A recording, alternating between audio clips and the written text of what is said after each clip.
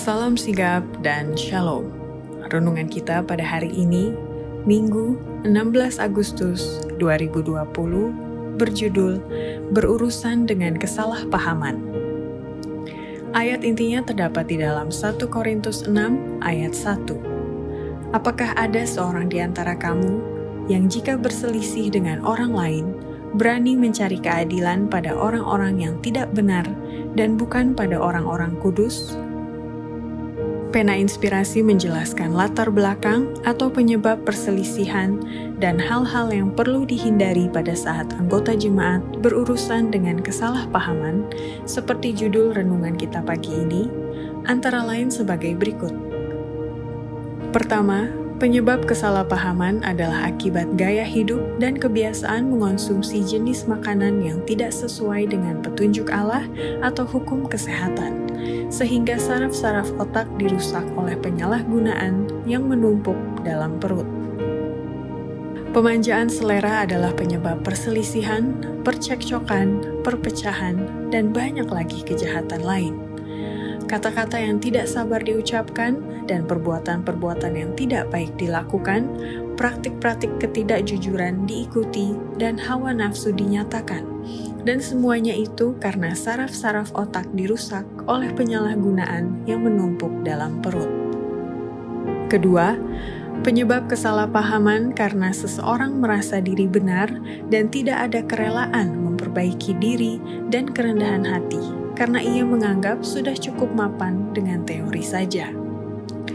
Jangan ada seorang pun merasa, walau secara teori ia sudah mapan dalam kebenaran zaman ini, bahwa ia tidak membuat kesalahan.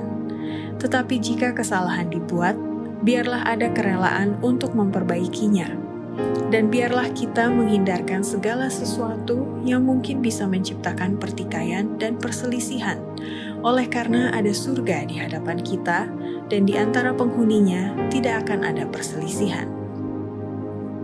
Ketiga, konsekuensi perbuatan yang mencari-cari yang jahat dari orang lain akan memperkembangkan kejahatan dalam pikiran orang itu sendiri yang akan menabur kesalahpahaman. Ia yang menaburkan benih-benih perselisihan dan pertikaian menuai dalam jiwanya sendiri buah-buah yang mematikan. Perbuatan yang mencari-cari yang jahat dalam orang lain akan memperkembangkan kejahatan dalam mereka yang melihat.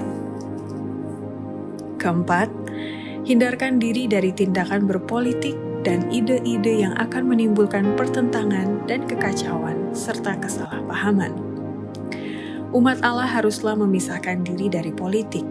Janganlah turut ambil bagian dalam pertentangan politik.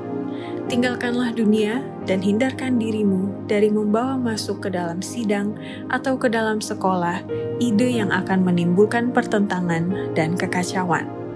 Perselisihan adalah racun moral yang disuntikkan ke dalam tubuh manusia yang mementingkan diri. Kelima, hindari membawa perkara dengan sesama anggota jemaat ke pengadilan, sekalipun ada yang diperlakukan tidak adil di dalam gereja. Orang-orang Kristen tidak seharusnya naik banding ke pengadilan sipil untuk membereskan perbedaan paham yang mungkin timbul di antara anggota-anggota sidang. Perbedaan seperti itu harus dibereskan antara mereka sendiri atau oleh sidang, sesuai dengan petunjuk Kristus. Meskipun ketidakadilan mungkin telah dilakukan, para pengikut Yesus yang lemah lembut dan rendah hati itu akan membiarkan ditipu daripada membuka kepada dunia dosa-dosa saudaranya di dalam sidang. Keenam, membawa penuntutan perkara sesama anggota gereja di pengadilan adalah menghina, mempermalukan, dan melukai hati Kristus, yang sekaligus telah mengesampingkan otoritas gereja yang diberikan Yesus. Penuntutan perkara di antara saudara-saudara adalah kehinaan kepada pekerjaan kebenaran. Orang-orang Kristen yang pergi ke pengadilan satu dengan yang lain membeberkan kesalahan sidang itu untuk tertawaan bagi musuh-musuh dan menyebabkan kuasa kegelapan mendapat kemenangan. Mereka sedang melukai Kristus sekali lagi dan menyebabkan dia dipermalukan dengan terang-terangan. Oleh melupakan kekuasaan gereja, mereka menunjukkan hinaan kepada Allah yang memberikan kuasanya kepada sidang. Demikianlah renungan kita pada hari ini. Kiranya Tuhan memberkati kita semua.